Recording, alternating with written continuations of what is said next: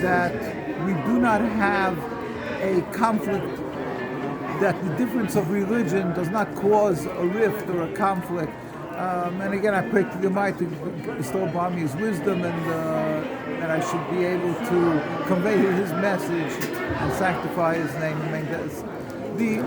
There is a difference of religion, as I'm saying, a distinct difference between Islam and Judaism, yet this is no cause of conflict, no cause that we should not be able to coexist in peace and harmony. And Jews have always been living together in harmony with the Muslim people.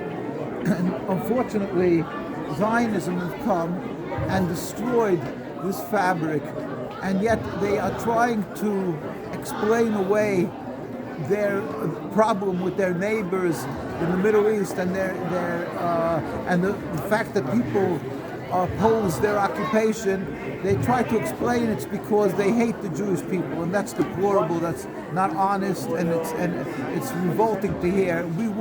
We feel it's our obligation to stand up and tell people that to occupy people, to take their land away, to steal, to kill, and whatever they're doing there, the whole Nakba is against the Jewish teaching, against our Torah. We're not allowed to steal. We're not allowed to kill. And on top of that, Jews were embraced and given a safe haven throughout our history in the last 1,000 years or more, whatever. We've been living in Europe, we went through the Inquisition, the Crusade. Many times when Jews were being attacked because of our religion, they were expelled from Spain and so forth. It was the Muslim countries that took us in. It was the Islamic lands and the Arab lands that took the Jews in and gave us a safe haven, and we were able to flourish in these lands. That's a fact of history. We put our greatest rabbis came from these lands, from the Arab and Muslim lands, from the Ottoman Empire. We would go through Tunisia, Morocco, and Egypt, Iran, in Palestine.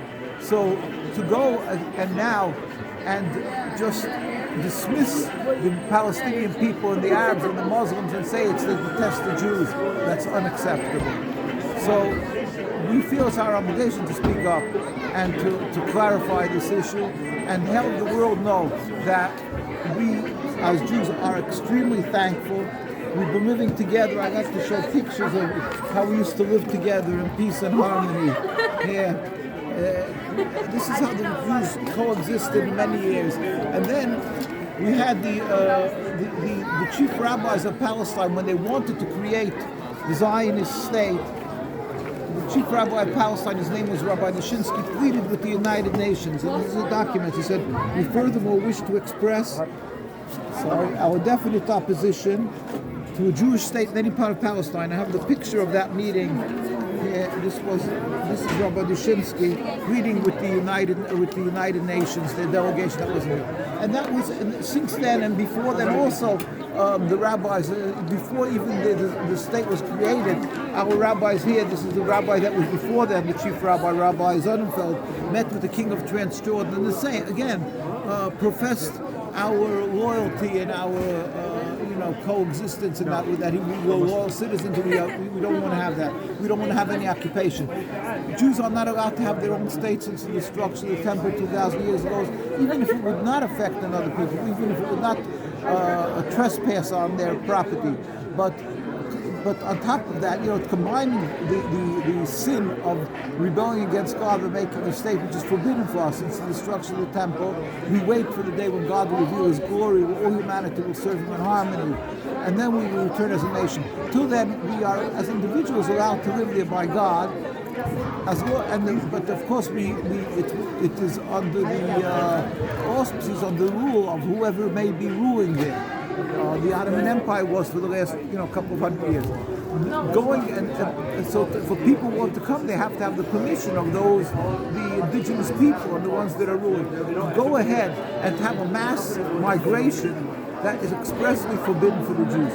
And that would be, even if we would gain the permission of the ruling empire, but especially in the case of Zionism in the state of Israel, they're doing it against the will of the indigenous population. So it's not acceptable. When Netanyahu came to America, so the Jewish communities who are true to the religion stood up and demonstrated. In Palestine, here you can see when we took that other rabbi passed away, Rabbi Dushinsky, we mentioned. Now they took another rabbi. You can see tens of thousands of Jews who are living there in Palestine went and welcomed the rabbi. There's the picture of the rabbi who's there today, Rabbi Weiss. Now, he's not a relative of mine, even though his name is Rabbi Weiss. And they attacked him in the car here. Actually, the Zionists, they wanted to assassinate him. But the Jewish people are still living there. Hundreds of thousands of Jews who are true to the Torah, they simply refuse to accept the occupation. They demonstrate in the tens of thousands, and invariably around the world, wherever there's a very religious community, the more the religious, the more in opposition to the Zionist state. So you come to New York, right across from Manhattan, Williamsburg, Brooklyn, it's the largest concentration of religious Jews besides in Al-Quds in Jerusalem. And we don't have one single Israeli flag there. And you can see, like I say, the people that are going demonstrating there in front of the United Nations constantly, they go across the bridge. You can see tens of thousands of people demonstrating. This is in Jerusalem, actually. It's hard for me, so they don't have it on the table. But you can see the pictures of demonstrations. The masses of people, and this is how we get attacked. We never carry guns, and this is what the Zionists do. Children get beaten, arrested. Old men, old rabbis, they have no compunction. They attack, they assassinate our rabbis. This is the children we spend. This is ongoing, and the world is silent to this. Nobody speaks about this, even though, again, it should be a scandal that the world should be up in arms. How are they attacking people who are not armed? And simply because we're expressing our opposition to an occupation. And this was when they had the Orient House. We had the rabbis going out, like 70 rabbis with the Declaration of Loyalty. Let me just show you a picture of it. When President Arafat had this, so our rabbi went, one of our rabbis, as a representative, and the Zionists poured acid in his face and blinded him, actually. He was barely able to see. Boys and girls, when they turn 17, again, it's hard for me to apologize because it's hard to do this. But when boys and girls that turn 17 becomes automatically criminals because they refuse to serve in the IDF, they get arrested. Here you see, simply she's carrying a prayer book and she's behind bars because she refuses to serve in the IDF. And that's every boy and girl from our communities. So we're talking about hundreds of thousands of Jews. Because the more that we are, the religious you are, the more anti-Zionist you are. Because it's our religion dictates and demands that you should not be a Zionist. So because of our Judaism, we are anti-Zionist. We hope the world hears that, and we hope that the Jewish people, they're bombarded by the PR from the Zionists, and that when they keep on being told that Zionism is what Judaism is. But it's a transformation from subservience to God to nationalism. It's unacceptable. It's an ersatz Judaism.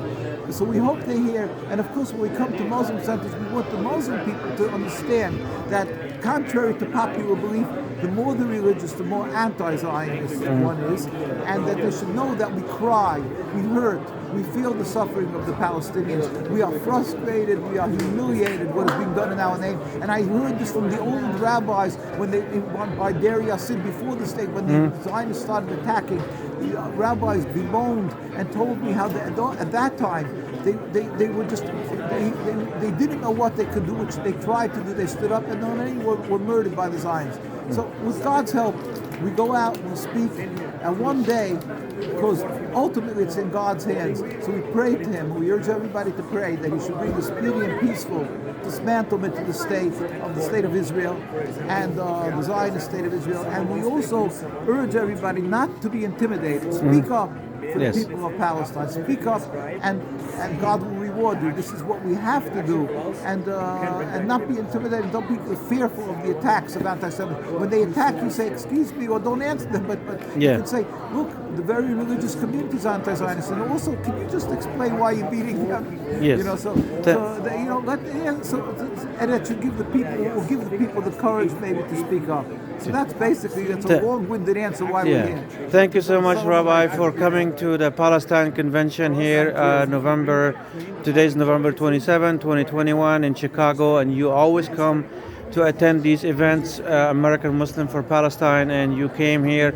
I see you every time you come to attend these events. You have your own booth, and you talk to people about, what you think of Zionism. Thank you so much for doing this, and hopefully people will learn from your talk, and I always publish your speeches on social media. Thank you so much. Thank you. Take care.